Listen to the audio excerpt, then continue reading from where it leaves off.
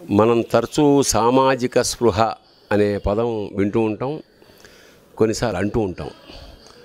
అసలు సామాజిక స్పృహ అంటే ఏమిటి? సమాజాన్ని పట్టించుకోవడం అంటే మనం జనరల్గా సమాజంలో జరుగుతున్న సంఘటనకు స్పందిస్తూ ఉంటాం. అలా ఫ్లో అవుతుంటుంది, చూసి ఫీల్ అవుతాం, దాన్ని కూడా చూసి వెళ్ళిపోతుంటాం, బాధపడతాం, కానీ దానికి స్పందించడం అంటే దాన్ని చూసి బాధపడడం కాదు, అది బాగుపడేలా చూడడం. బేసిక్గా అంత ఓపిక అంత సమయం ఎవరికి లేవు. ఎందుకంటే ఇవాళ సమాజం ఎలా అయిపోయిందంటే, మనం బండి మీద ఎడుతున్నప్పుడు యాక్సిడెంట్ జరిగినా ఎవడోడు చూసుకుంటాడులే అని ఒక భావం, మళ్ళీ మనం ఇన్వాల్వ్ అవుతే మళ్ళీ పోలీసులు కేసులు ఎందుకు అన్న ఒక భయం. ఈ రెండూ ప్రస్తుతం.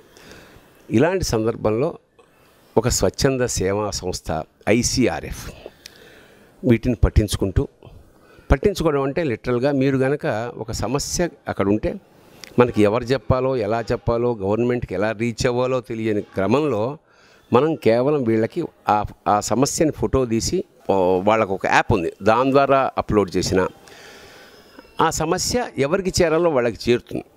చేరిన తర్వాత వీలైనంత తొందరగా పరిష్కారం కూడా జరుగుతుంది. దానికి ప్రూఫ్స్ వాళ్ళు చూపించారు, స్పందించి యంత్రాంగం వాళ్ళు చేసేసారు. సో ఇది సమాజానికి సేవ చేసినట్టు ఉంటుంది.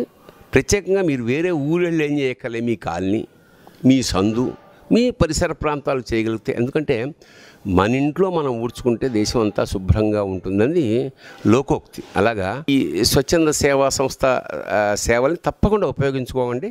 వీలైతే దీన్ని ప్రచారం చేయండి.